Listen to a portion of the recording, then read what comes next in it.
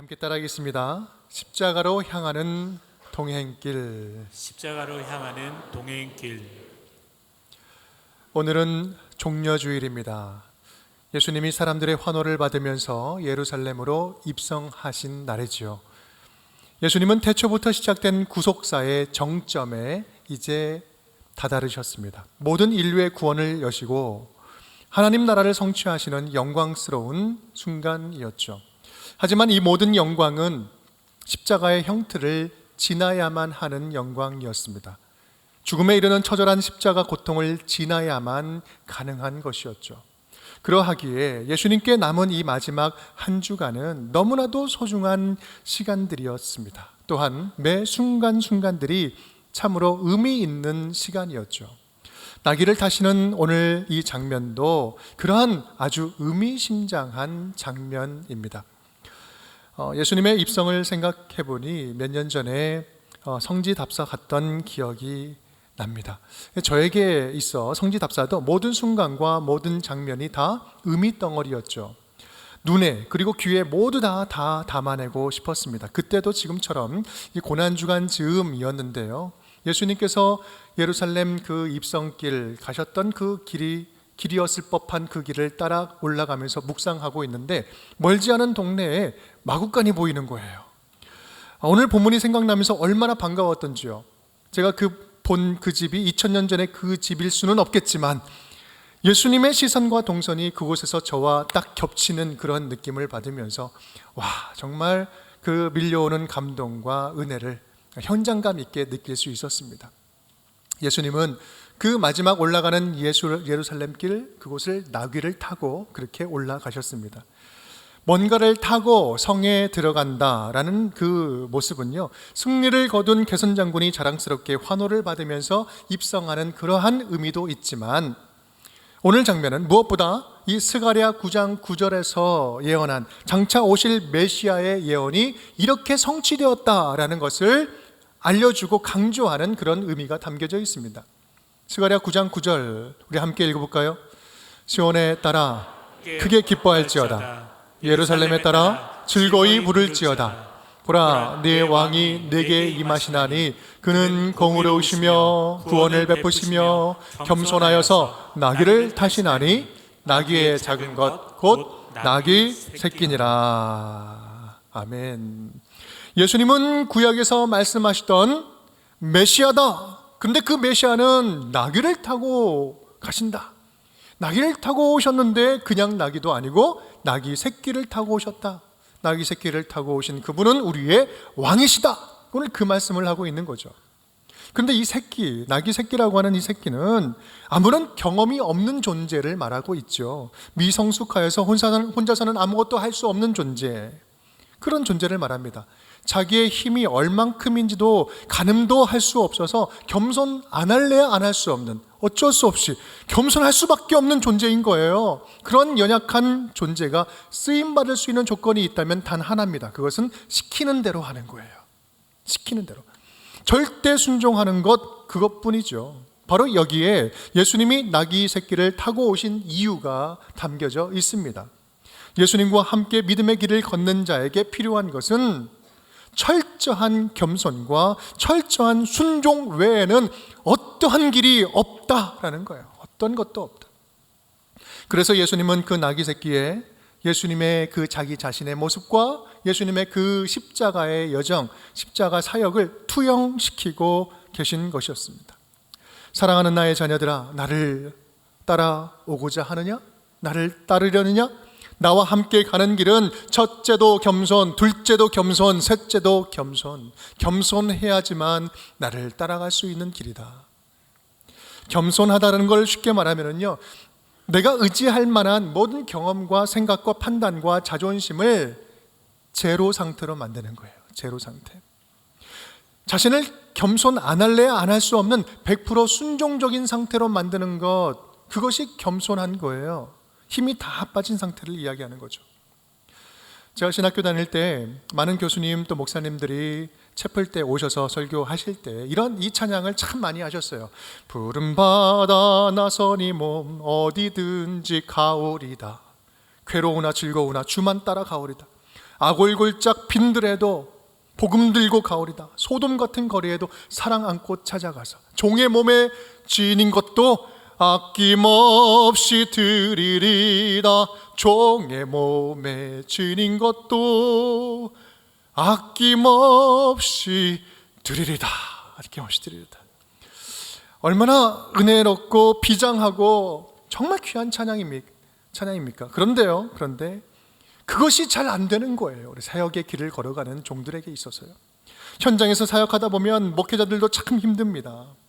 사례배를 받지 않고 아골골짝 빈들에도 네 안에 있는 그 복음 전하로 무조건 떠나라 라고 하면 혈신적인 모든 문제를 다 무시하고 네 알겠습니다 선뜻 할 수 있는 그 목회자가 얼마나 되겠습니까? 저도 그 중에 예외일 수는 없겠죠. 누가 간다 못 간다 라고 이야기하는 걸로 쉽게 판단하고 비난할 수 있겠습니까? 우리 지난주 목요일에 장신대 채플에 가서 우리 성도님들과 함께 예배를 드리고 왔습니다.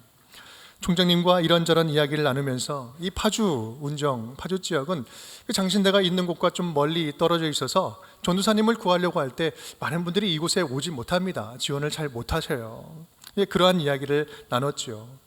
교수님들도 안타까워하시면서 또 그럼에도 불구하고 지금도 사례비 상관없이 매주 지방으로 매주 오고 가면서 사역하시는 전도사님들도 아직 많이 있습니다 라는 말씀을 하시더라고요. 얼마나 귀한 분들인가요? 물론 신실함의 기준을 그것으로만 판단할 수 있는 것은 결코 아니지만 부름받은 종으로서 나 자신을 움직이는 가장 큰 힘이 하나님이 주시는 감동과 말씀이 아니라 내 생각과 판단이라면 어디에서 어떤 화려하고 멋진 그런 사역을 할지라도 그것과 전혀 상관없이 하나님이 원하시는 겸손한 종의 모습은 아닐 것입니다. 여러분, 그런데요, 이러한 겸손의 문제가 단지 목회자들, 사역자들 안에서만의 문제일까요?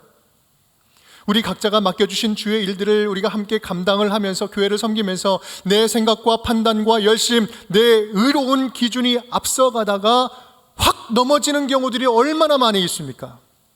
철저하게 겸손하게 순종하기를 스스로 계속 되뇌이고 결단하고 선포하지 않으면 우리는 우리의 경험이나 관계나 물질의 힘을 의존할 수밖에 없는 그런 교만에 빠지기 쉬운 그러한 삶이 우리의 영적인 현실이다라는 말씀이에요. 우리는 이러한 상황과 이러한 것과 싸워야 되는 거예요. 우리가 진행 중인 분립개척도 마찬가지 아닙니까? 교회 세우는 일, 여러분, 우리가 돈 많으면, 재정이 풍부하면 할 수 있는 일일까요? 훌륭한 목사님 한 분 딱 제대로 세워지면 분립은 끝나는 일일까요? 경험이 있다고 잘할 수 있는 걸까요? 인간관계로 아주 똘똘 잘 뭉쳐져서 단합도 잘 되고 협력을 잘하면 가능한 걸까요? 한 개인의 리더십으로 풀어갈 수 있는 문제일까요? 오늘 예수님께 부름받은 나귀처럼 나는 아무런 능력도 없고 경험도 없고 할 수 있는 아무것도 없지만 부르신 주님께서 쓰시겠다고 이야기한다면 나 같은 미물도 영광스러운 도구가 될 줄 믿습니다. 그러한 헌신과 고백으로 나의 선한 도구를 나를 선한 도구로 써주시옵소서. 이러한 겸손한 헌신이 가능하게 하는 거 아니겠습니까? 겸손하게 자기 자신을 성전의 벽돌 하나로 드리기를 힘쓰는 그 헌신하는 순종 위에 하나님은 당신의 교회를 세워 가실 것입니다. 여러분, 우리 교회의 분립이 그러한 겸손의 잔치, 또 순종 위에 부어주시는 천국 잔치가 될 수 있기를 간절히 바랍니다. 여러분, 주의 일은요, 경험이 있다고 다 잘할 수 있는 것이 아닙니다. 오히려 의지할 것이 전혀 없는 자를 주님께서는요 불러 들어다가 더 존귀한 도구로 써주세요.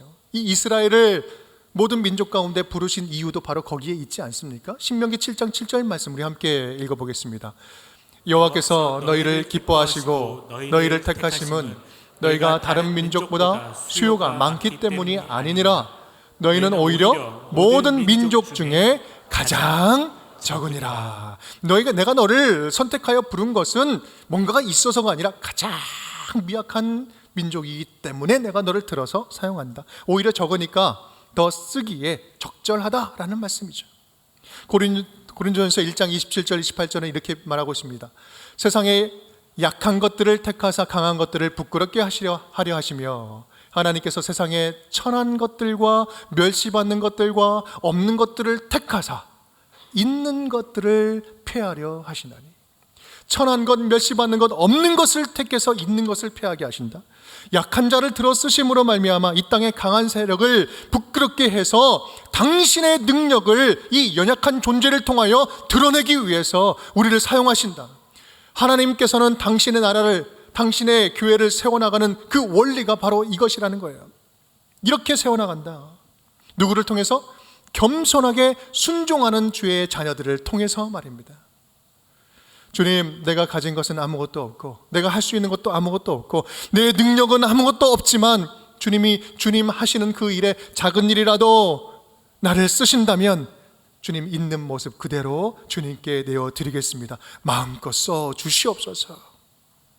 오늘 주님 앞에 나온 나귀 새끼처럼 겸손하게 주님께 나아갈 수 있는 모습 그대로 주님께 내어드릴 수 있는 우리 운정의 모든 가족 식구들이 될 수 있기를 주님의 이름으로 축복합니다. 예수님은 나귀를 부르실 때 이제 제자들에게 이렇게 부탁을 하시죠. 우리 2절 말씀입니다. 함께 읽어보겠습니다. 이르시되 너희는 맞은편 마을로 가라. 그리하면 곧 메인 나귀와 나귀 새끼가 함께 있는 것을 보리니 풀어 내게로 끌고 오라. 지금 예수님께 선택받은 나귀와 나귀 새끼가 어디 있었다고요? 어디 있었다고요? 맞은편 마을로 가라라고 이야기를 하고 있죠. 그 근처에 있는 마을이에요. 그렇다면 또 이렇게 질문을 해볼 수 있습니다. 예수님은 이 맞은편 마을에 있는 나귀와 나귀 새끼가 있는 것을 어떻게 알고 계셨을까? 어떻게 알고 계셨을까? 단순하게 예수님은 하나님이시고 신이니까 모든 걸 다 아시지 않습니까? 라고 말하면 할 말이 없습니다. 거기서 끝나는 문제예요. 그런데요, 물론 그럴 수도 있겠지만 저는 믿음이 없어서 그런지 그것만으로는 충분하게 여겨지지 않습니다. 왜일까요? 더 깊은 의미가 있어 보이기 때문에 그렇습니다. 예수님은 철저한 하나님이셨지만 동시에 철저한 인간의 모습으로 공생애를 보내셨습니다. 그렇게 생각해 볼 때 우리는 이런 질문을 던져볼 수 있죠. 예수님이 그곳에 처음 가셨을까? 처음 가셨을까? 어쩌면 예수님에게 있어서 예루살렘 근처의 이 동네는요, 참으로 익숙한 동네였을 수도 있습니다. 우리에게나 생소하지 당시 인구에, 당시 사람들에게는 어느 정도 잘 알 수 있는 동네였을 것입니다. 그렇다고 한다면 우리는 이런 질문을 던져볼 수 있어요. 이렇게 생각해 볼 수 있었어요. 예수님은 그 전에 그곳을 오고 가면서 그 집에 있는 나귀를 눈여겨보고 계셨다. 그 전에 오고 가면서 눈여겨보고 계셨다.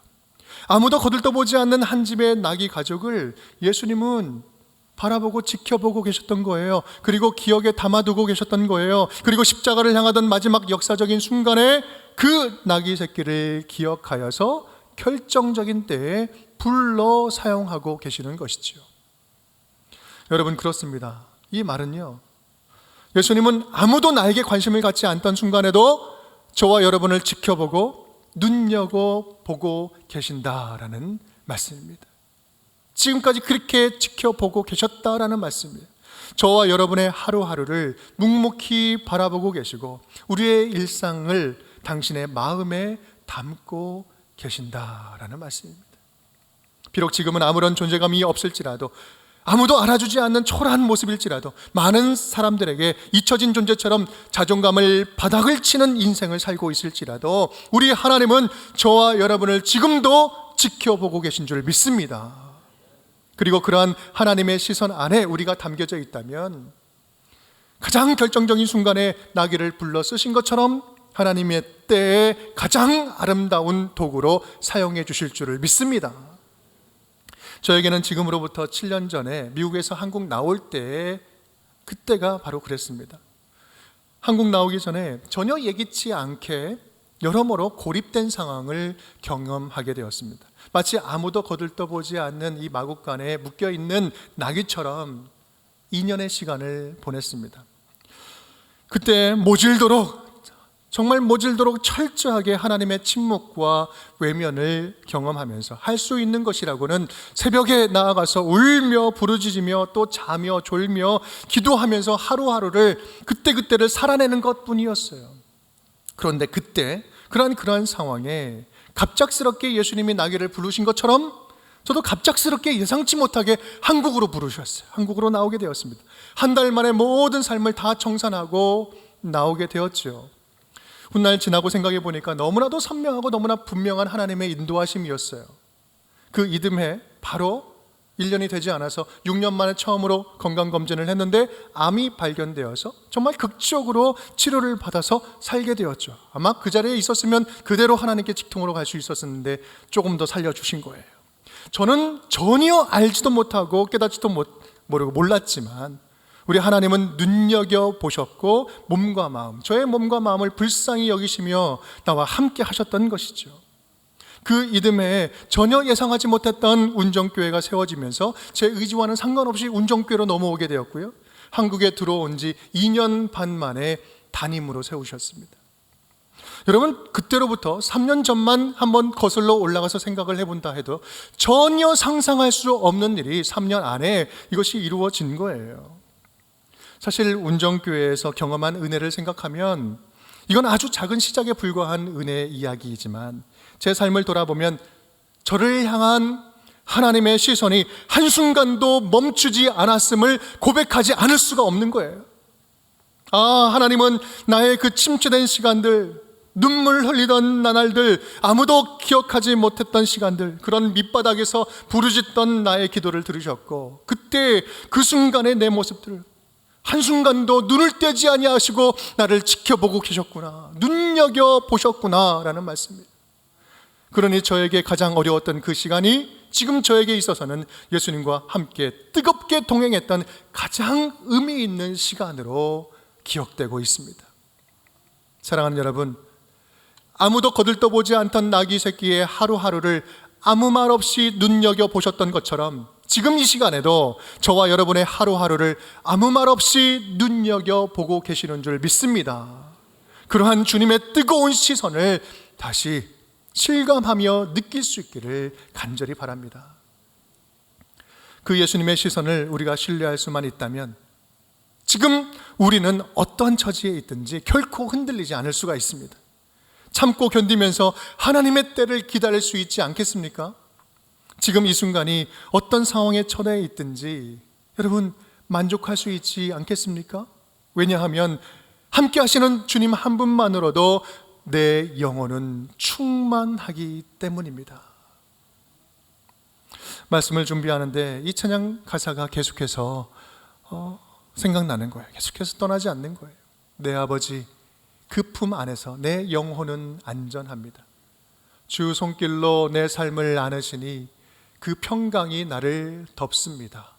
나 비록 넘어지며 흔들리지만 주 내 안에 거하며 나를 붙드시니 내 생각을 주께로 돌리고 주시는 평강의 옷을 입습니다.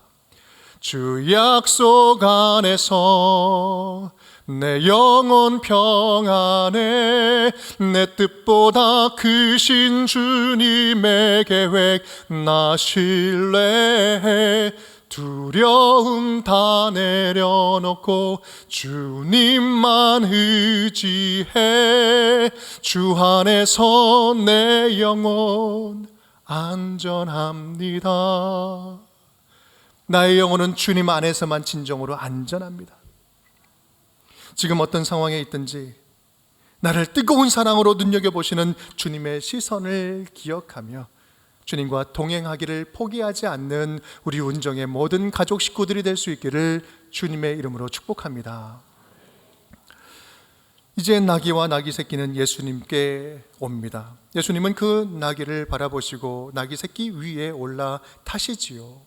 그런데요, 그 나귀 위에 올라타시는 예수님의 마음은 어땠을까요?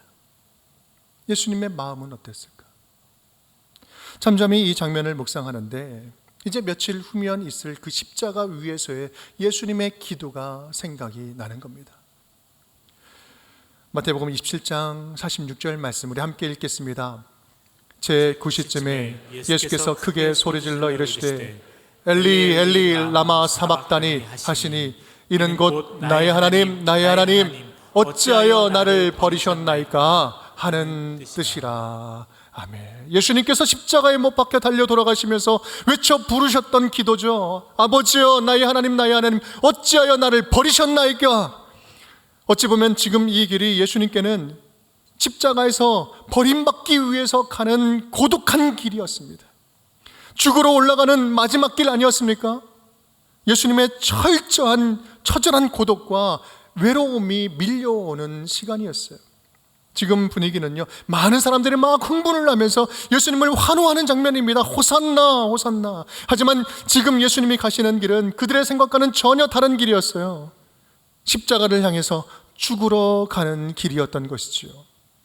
지금 무리들은 이제 곧 일어날 장차 일어날 일들을 전혀 알지 못합니다. 며칠 후면 그들은 예수를 십자가에 못 박으라 라고 외치는 군중으로 돌변할 것입니다. 그런 그들을 예수님은 아셨음에도 불구하고 그들의 환호를 뚫고 십자가의 길을 터벅터벅 걸어가십니다. 그래서 예수님은 더욱 홀로 외로운 길을 가고 계신 것입니다.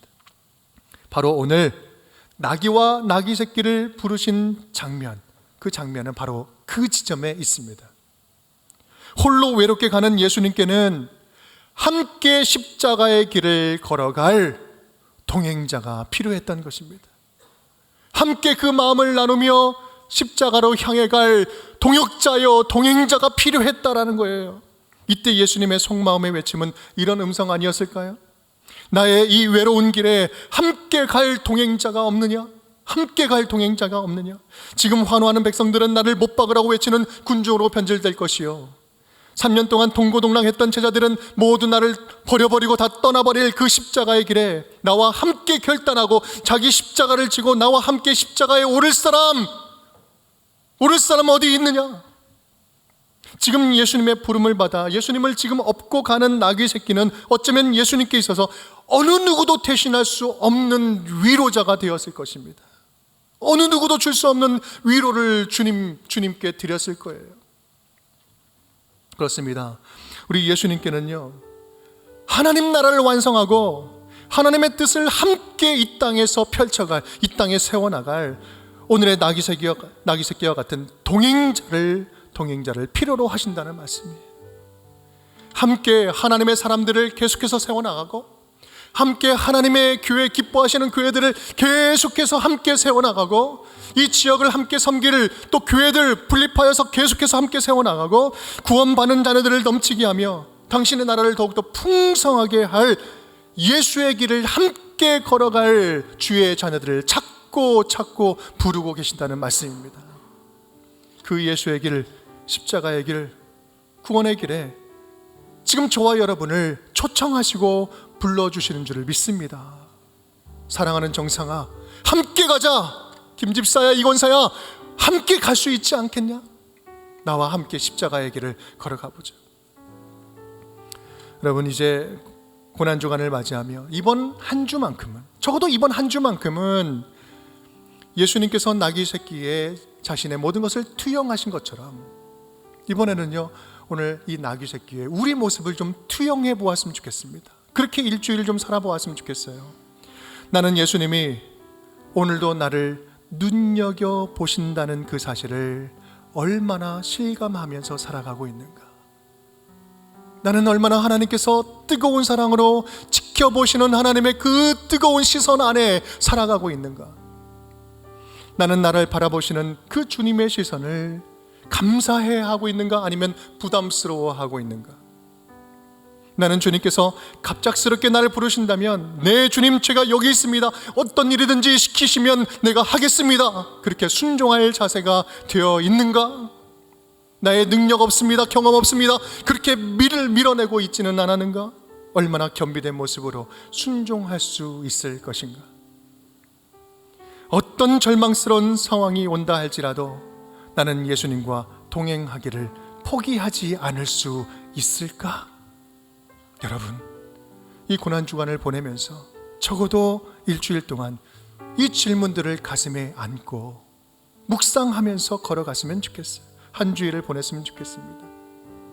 그리하여 오늘 예수님을 등에 업고 함께 걸었던 그 나귀의 영성이 저와 여러분의 영성이 될 수 있기를 주님의 이름으로 축원드립니다.